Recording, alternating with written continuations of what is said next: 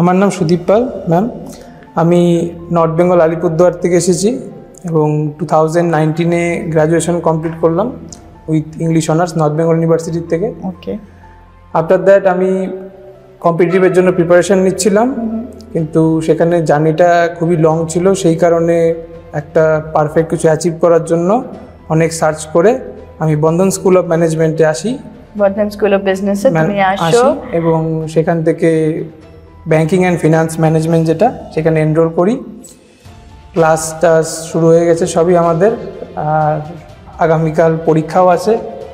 তো সুদীপ, একটা ইন্টারাপ্ট করে বলছি, একটা ছেলে মানেই হয় ইঞ্জিনিয়ার হবে বা ডাক্তার হবে, সেখানে ইংলিশ অনার্স নেওয়া, এই জার্নিটা কেমন ছিল?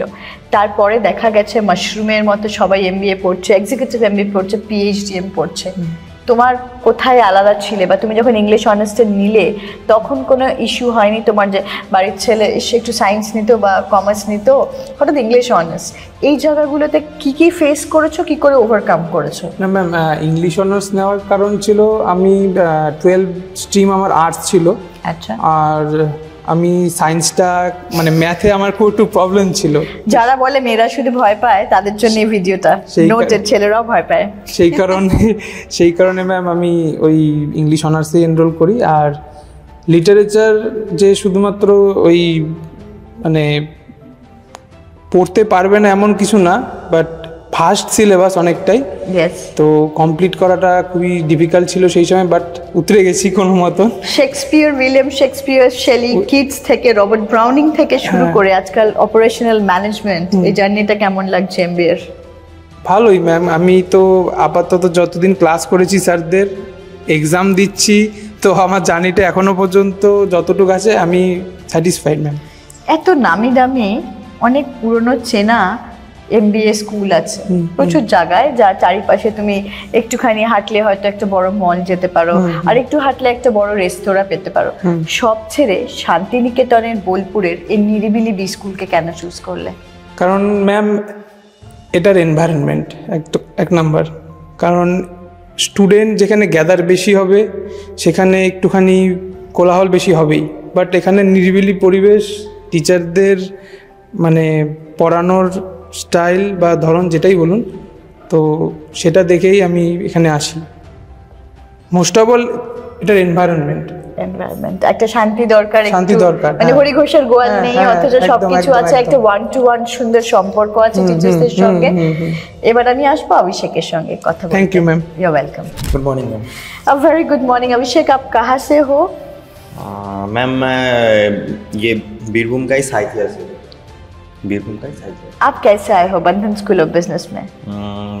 मैं अगस्त में आई थिंक 19 अगस्त जो अभिजीत सर है BSB का, जो अभिजीत सर है उसके साथ हमारा जो मेरा जो भैया है उसका मुलाकात हुई थी। तो उस टाइम पे अभिजीत सर ने बोला था कि BSB शांति निकेतन में हम एक कोर्स लॉन्च किया है जो कि PGDM है। उधर 3 स्पेशलाइजेशन है, एक बैंकिंग एंड फिनेंस मैनेजमेंट, एक है बिजनेस मैनेजमेंट और एक है बिजनेस एनालिटिक्स। उसके बाद इधर मैंने एनरोल्ड किया और बैंकिंग एंड फिनेंस मैनेजमेंट के साथ मेरा जो PGDM का जो जर्नी है वो अब शुरुआत किया है। ভালোই হচ্ছে।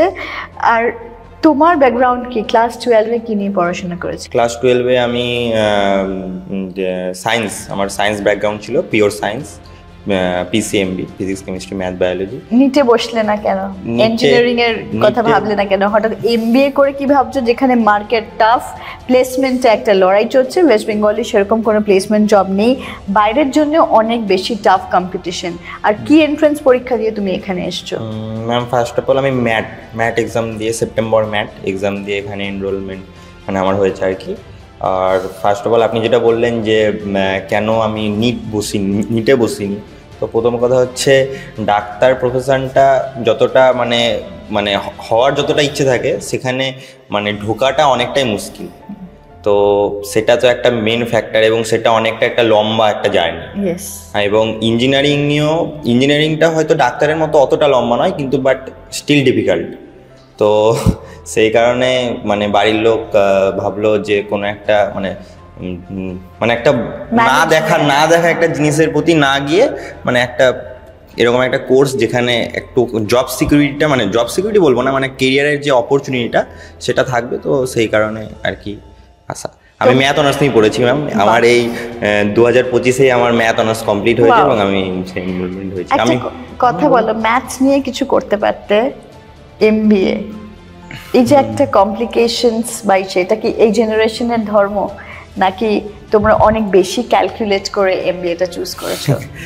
না মানে ম্যাথ অনার্সটা আমি এই বছরই কমপ্লিট করেছি, আপনাকে যেটা বললাম এই বছরই আমার 6th সেম কমপ্লিট হয়ে আমি মানে পাস হয়ে আমি এখানে এসেছি।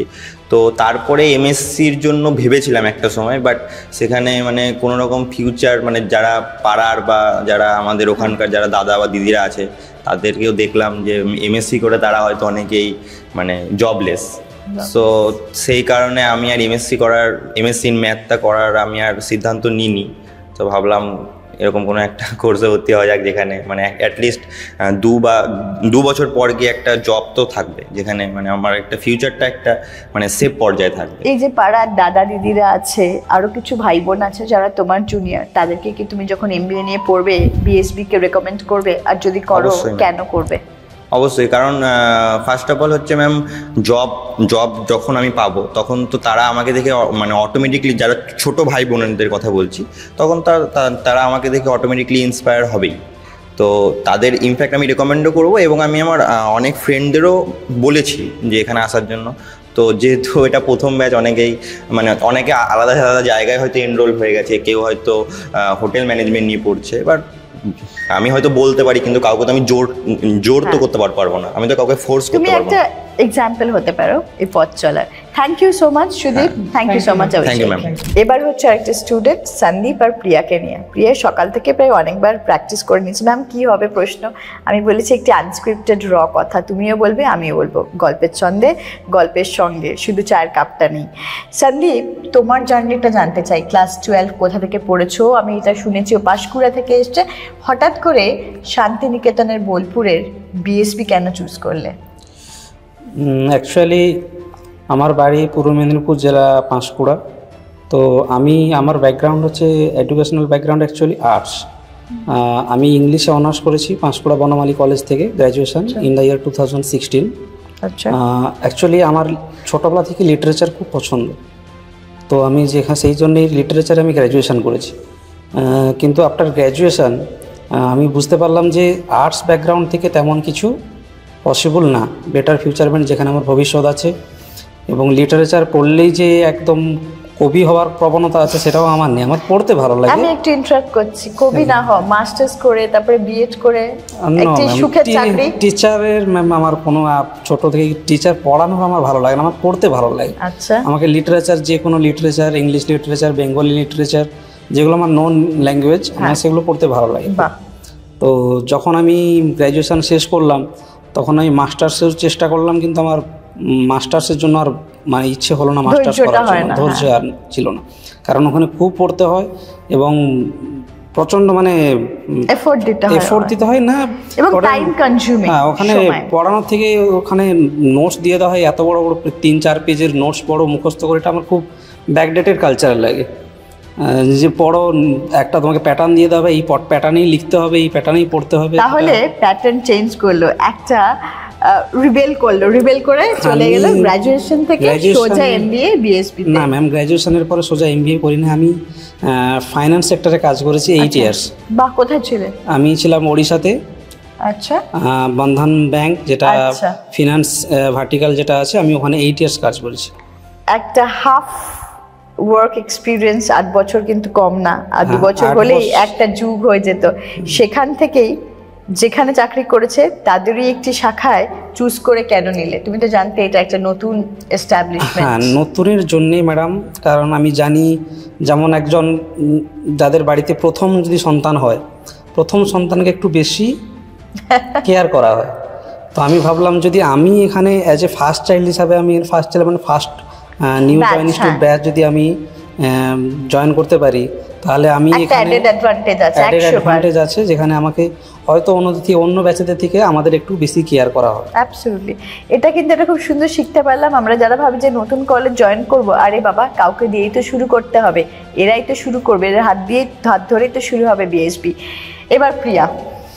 Hello ma'am, good morning. Good morning Priya. Priya, তুমি 12 কোথায় পড়াশোনা করেছো, কোথা থেকে এসছো, হঠাৎ বিএসবি জয়েন করলে কেন? আমার বাড়ি বনগাঁ গাড়াপোতা, আচ্ছা উত্তর 24 পরগনা। আচ্ছা আমার মাধ্যমিক আর উচ্চ মাধ্যমিক কমপ্লিট হয়েছে গাড়াপোতাতেই, আমাদের গ্রামে স্কুলে, আর গার্লস স্কুল ছিল আমাদের। আর মাধ্যমিক আমি কমপ্লিট করেছি 2017-তে, আর উচ্চ মাধ্যমিক কমপ্লিট করেছি 2019-এ। আমার গ্র্যাজুয়েশন কমপ্লিট হয়েছে, আমি আর্টস নিয়ে পড়েছি, আর্টস ব্যাকগ্রাউন্ডের। তো আর্টস ব্যাকগ্রাউন্ডের সেজন্য পাশেই ছিল ওটা, আমার অনার্স নেওয়ার কোনো ইচ্ছা ছিল না। অ্যাকচুয়ালি আমার গ্র্যাজুয়েশন করার কোনো ইচ্ছে ছিল না। আচ্ছা, বললো বাবা যে গ্র্যাজুয়েশনটা কমপ্লিট। তুমি কি হতে চেয়েছিলে? বাবার স্বপ্ন পূরণ করেছো গ্র্যাজুয়েশন করে, তোমার স্বপ্ন কি ছিল? আমার স্বপ্ন ছিল আমি একটা কোনো কোর্স নিয়ে পড়ার ইচ্ছে ছিল, যে কোর্সটা ধরে আমি এগোতে পারবো। প্রথমে ছিল আইটিআই নিয়ে পড়ার ইচ্ছা। আচ্ছা, ওটা বললো যে না, আশেপাশে নেই, দূরে যেতে হবে, তোকে বাইরে গিয়ে থাকতে হবে, সেজন্য দিল না। এখানে এসেছি, তাও অনেক কাঠখড় পুড়িয়ে। মানে স্বপ্ন ভাঙতে ভাঙতে কোথায় প্রিয়া খুব শক্ত হয়ে গেল, হয়ে বাড়ির একদম ছেড়ে চলে এলে শান্তিনিকেতন বোলপুরে। না, আমি মাঝখানে আমার গ্র্যাজুয়েশন কমপ্লিট হয়েছে 2022-এ। তারপরে 1 বছর টানা আমি বাড়িতেই বসেছিলাম, বাবাকে মানানোর চেষ্টা করছিলাম যে বাইরে গিয়ে পড়াশোনা করবো। তারপরে কলকাতায় গেলাম, ওখানে গিয়ে এরকম একটা জায়গায় খুঁজছিলাম, কিন্তু অনেক কম্পিটিশান, সেই জন্য আর হচ্ছিল না। বাবাকে বলে রাখছিলাম যদি পাও তো খুঁজে রেখো, আমি আপাতত কম্পিটিটিভটা ট্রাই করতে থাকি। তুমি কি পরীক্ষা দিয়ে এখানে এসছো? কোন এন্ট্রান্স? ম্যাট। স্পেশাল কোনো কোচিং নিয়েছিল না নিজেই? না, আমি কম্পিটিটিভ পড়ছিলাম, তো সেই ক্ষেত্রে যেটুকু প্রিপারেশন ছিল ওখান থেকে দিয়েছি। এই যে এখন যে বাড়ি ছেড়ে আছো, কেমন লাগছে? একটা ইন্ডিপেন্ডেন্ট, আমি কালকে দেখছি খাওয়ার পরে নিজের থালাটা ধুয়েছো, প্লেটটা ধুয়েছো, নিজের বিছানাটা বোধহয় ঠিক করেছো। সুন্দর হোস্টেল থাকলেও নিজের মতো করে করতে হয়, কখনো বাড়িতে থাকলে ইচ্ছা না হাতের সামনে চাটা দেয়, কফিটা দেয়, এরকম না। তোমার মনে হচ্ছে এমবিএর সঙ্গে সঙ্গে তোমার জীবন ধারণে অনেক চেঞ্জ এসছে, একটা ইন্ডিপেন্ডেন্ট হয়ে উঠছো তুমি? আমি ইন্ডিপেন্ডেন্ট কলকাতাতে যখন গেছিলাম তখন থেকেই হয়ে গেছিলাম, কারণ আমি কোনো পিজি বা হোস্টেলে থাকতাম না। আচ্ছা, আমি বাড়ি ভাড়া করে থাকতাম, তো সেই হিসেবে সব কাজ তো আমাকেই করে করতে হতো। ওটাই আর কি, ইন্ডিপেন্ডেন্ট আমি ওখান থেকেই হয়ে যাচ্ছি। বিএসবি সম্বন্ধে বলো, ফ্যাকাল্টি সম্বন্ধে বলো, পড়াশোনা সম্পর্কে কিছু বলো, আর কেন কেউ এখানে আসবে? ফার্স্ট ব্যাচের পরে সেকেন্ড ব্যাচ কেন আসবে তোমার মনে হয়? ফার্স্ট ব্যাচে যেরকম আমাদের একটা সুবিধা আছে যে আমরা যখন পাচ্ছি স্যার ম্যামের সাথে, স্যার ম্যামের কাছে গিয়ে কোনো কিছু জিজ্ঞেস করতে পারছি, আমাদের একটা স্পেশাল ফিল হয় নিজেদেরকে যে আমরা ফার্স্ট ব্যাচ বলে তারা আমাদেরকে একটু বেশি কেয়ার করছে। যারা সেকেন্ড ব্যাচ আসবে তাদেরও ওরকম কেয়ার হবে, কিন্তু তখন একটা সিনিয়রও চলে আসবে, সেটা হচ্ছে তোমরা। আমরা সিনিয়র, আমাদের বেশি দিকটাই আসছে, আর ওরা তো জুনিয়র থাকবে, আমরা বুঝিয়ে দেবো, আমাদের কোনো সমস্যা নেই। তো এটাই আর কি, মানে যদি ফার্স্ট ব্যাচে আসতো তাহলে ওরা আমাদের মতনই সুবিধা পেত। সুবিধা ওরা পাবে, কিন্তু ফার্স্ট ব্যাচের একটা ফ্লেভার আলাদা হয়। মানে ফার্স্ট যখন আইফোন লঞ্চ হয়েছিল, যে কিনেছিল মনে হয় সে সবচেয়ে নিজেকে আজকে যেটা লাকি মনে করে, ঠিক এরকমই। Thank you so much. আমরা আজকে সন্দীপ, অভিষেক, প্রিয়া, সুদীপ এদেরকে কভার করতে পেরেছি। প্রিয়াকে থ্যাংক ইউ সো মাচ তোমাদের টাইমের জন্য।